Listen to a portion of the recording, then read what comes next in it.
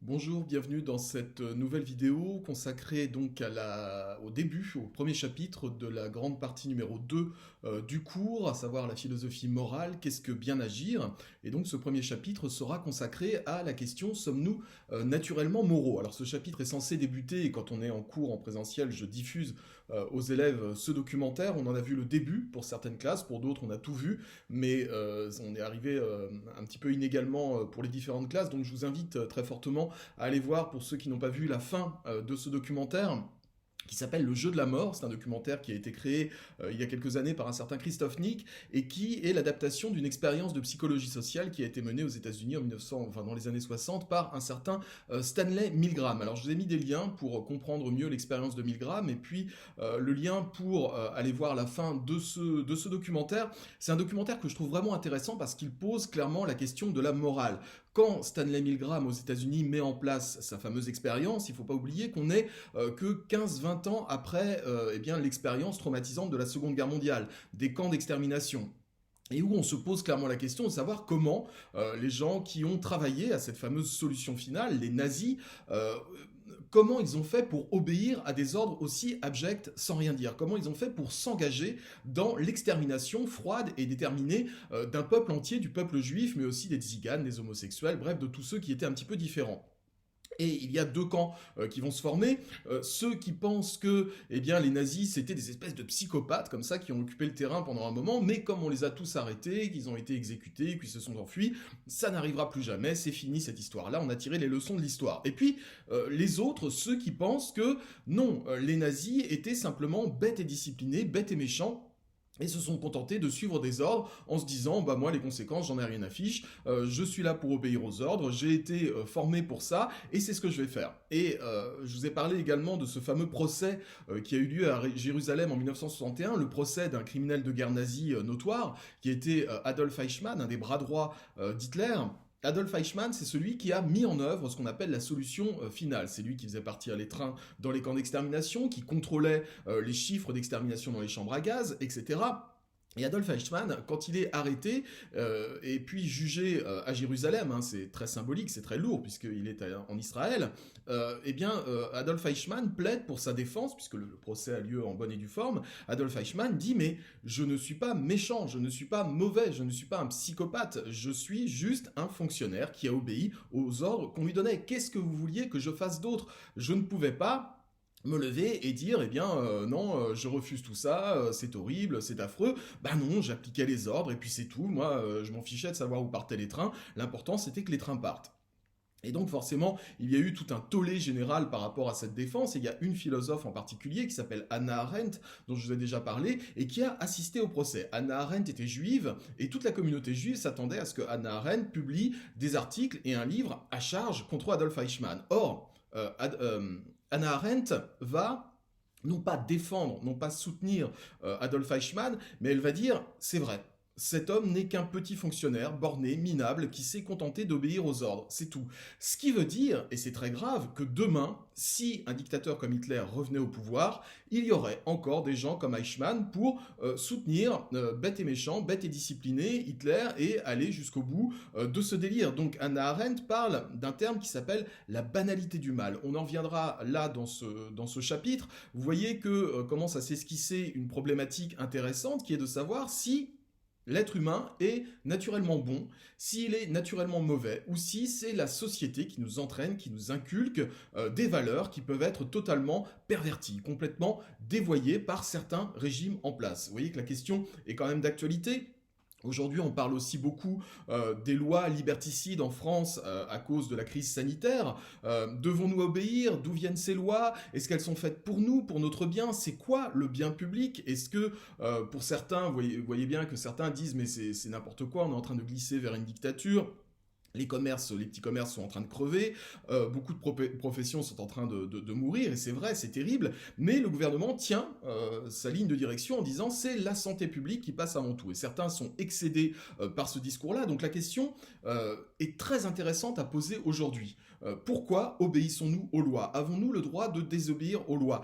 Qu'est-ce qu'être juste finalement? Qu'est-ce qu'être juste? Il y a des exemples intéressants, alors on parle du nazisme et puis on parle de ça, c'est évidemment pas du tout la même chose, mais Il y a le cas notamment d'une commerçante qui a fait le choix en Bretagne de contourner la règle, de contourner la légalité en proposant, je crois qu'elle est antiquaire et comme son commerce est non essentiel, elle est obligée de le fermer. Du coup, elle fait dépôt de pain. C'est-à-dire que les gens peuvent venir acheter leur pain dans sa boutique d'antiquité et comme ça, elle a le droit d'ouvrir. Alors, c'est une façon de contourner la loi, de faire une sorte de pied de nez au gouvernement en disant, bah voyez, moi j'agis toujours dans la légalité, mais je ne juge pas votre action légitime. Légal, légitime, on va voir également la différence entre ces deux notions. Elle est très importante. Vous voyez, il y a plein de questions qui se posent. On va commencer tout de suite la lecture de ce chapitre. Alors, je tiens aussi à le dire, et je l'ai dit dans le mail que je vous ai envoyé, c'est un chapitre qui est assez court et qui est assez facile à comprendre, puisque ce sont pour la plupart des notions qu'on a déjà vues, notamment quand on a étudié le premier chapitre sur la conscience, et en particulier la conscience morale. Je vérifie juste mon timing, et puis bah, c'est parti pour la lecture de ce chapitre. Donc ayez sous les yeux votre PDF avec le cours. Donc chapitre 1, sommes-nous naturellement moraux? On verra donc la morale, la nature et la justice. On va d'abord poser une définition, afin de définir et de problématiser les termes importants. La morale est la capacité de distinguer le bien et le mal. Ça, on l'a déjà vu. Mais la morale, c'est aussi l'ensemble des lois qui dirigent une société. La morale, c'est à la fois théorique et à la fois pratique. Si je vous demande quelles sont les lois morales qui doivent guider votre présence dans l'établissement à Saint-Joseph, il y a clairement une liste des choses à faire et à ne pas faire. Vous n'avez pas le droit de mâcher du chewing-gum en cours, vous n'avez pas le droit d'insulter les profs, d'insulter vos camarades, vous n'avez pas le droit, vous avez le droit. Tout ça, ça forme en quelque sorte la morale pratique de l'établissement. Mais la morale, c'est aussi théorique. Admettons, je ne sais pas, un prof se met à frapper un élève. Est-ce que j'ai le droit d'aller séparer le prof et l'élève? Et est-ce que j'ai le droit, moi, de taper le prof pour le calmer, si vraiment il est dans une crise totale? Là, effectivement, si vous faites ça, si vous frappez le prof, vous n'êtes pas dans la légalité. Mais vous êtes peut-être dans une idée de la légitimité, c'est-à-dire que vous défendez, vous protégez un élève qui se fait tabasser. Enfin, pas n'importe quel élève, il faut vraiment qu'il soit un petit sixième, quoi, qui soit castagné. Imaginez, je sais pas, Monsieur Bérard qui castagne un petit élève de sixième, ça serait terrible. J'adore Monsieur Bérard, hein, c'est un pote. Donc voilà, les deux aspects de la morale sont bel et bien en ligne de compte. C'est à la fois quelque chose de théorique et quelque chose de pratique. Tout le problème est de savoir si cette morale est liée à un sentiment inné, une sorte d'instinct qui nous servirait de guide. La mauvaise conscience, le remords, le sentiment de culpabilité prouveraient que nous avons bien un instinct moral. Puisque vous savez bien, quand vous faites une mauvaise action, vous avez un petit quelque chose en vous qui vous dit c'est pas bien ce que tu es en train de faire. Ça, est-ce que ça correspondrait effectivement à un instinct moral, quelque chose de moral qui serait profondément ancré en nous et qui serait là depuis notre naissance? Ou bien, si la morale est liée à l'apprentissage des règles de la société, la morale sera alors liée à l'apprentissage de la vie sociale, à la religion, à l'éducation. Souvenez-vous ce qu'on avait dit sur Nietzsche, qui parlait de la morale comme un dressage. Tout simplement un dressage. C'est-à-dire qu'on est tellement conditionné depuis tout petit à ce qu'on nous dise ça c'est bien, ça c'est pas bien, ça c'est mal, ça c'est bien, eh bien nous avons totalement assimilé ces règles-là et nous avons l'impression d'avoir un instinct dirigé vers le bien, sauf que c'est pas vrai du tout, dit Nietzsche. Apprend-on à agir moralement ou bien sommes-nous par nature guidés par le sens moral? La question de la nature humaine est très difficile à trancher. Toutes sortes de représentations ont surgi tout au long de l'histoire de la philosophie. Il y a ceux qui pensent que la nature humaine n'existe pas, que nous sommes des créatures culturelles, d'autres qui pensent que nous avons bien une nature et qu'elle est bonne, et d'autres pour qui la nature humaine est mauvaise, selon les critères de la société. Si on veut un exemple d'un philosophe qui pense que la nature humaine n'existe pas, vous avez par exemple dans les années 50-60 en France, Maurice Merleau-Ponty. Maurice Merleau-Ponty, c'est un philosophe qui nous dit, en gros, je caricature peut-être, mais que nous sommes comme les animaux de compagnie. Vous savez bien qu'un animal de compagnie, dans la nature, ça n'existe pas. Un chat n'existe pas. C'est une espèce qui a été créée de toutes pièces par l'homme suite à des croisements entre des animaux sauvages. Pareil pour les chiens, qui sont des croisements qui ont créé une créature totalement artificielle qui nous sert d'animal de compagnie. Les poissons rouges aussi. Un poisson rouge n'existe pas dans la nature. C'est nous qui avons créé ces animaux-là, qui sont des animaux d'ornement, de compagnie, etc. Eh bien, Maurice Merleau-Ponty dit l'être humain s'est lui-même apprivoisé. Au fur et à mesure des millénaires, eh bien, nous sommes devenus des créatures totalement artificielles et il ne reste strictement plus rien de naturel en nous. Ça, c'est l'idée selon laquelle la nature humaine n'existe pas, ou plutôt qu'elle n'existe plus. D'autres qui pensent que nous avons bien une nature et qu'elle est bonne, il y a évidemment Platon, Rousseau, on l'a vu, on verra aussi que selon un certain Cicéron, c'est également le cas, et d'autres pour qui la nature humaine est mauvaise selon les critères de la société. C'est notamment le cas d'un philosophe anglais, qu'on reverra quand on abordera le chapitre notamment sur la politique, c'est Thomas Hobbes.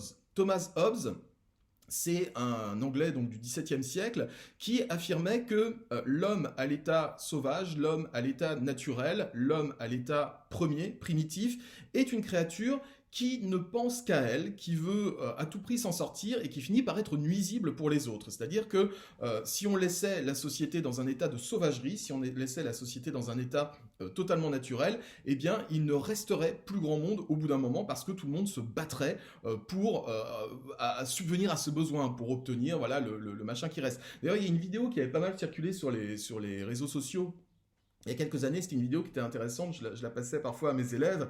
C'est une vidéo qui montrait dans un supermarché une promotion qui avait été faite sur les pots de Nutella.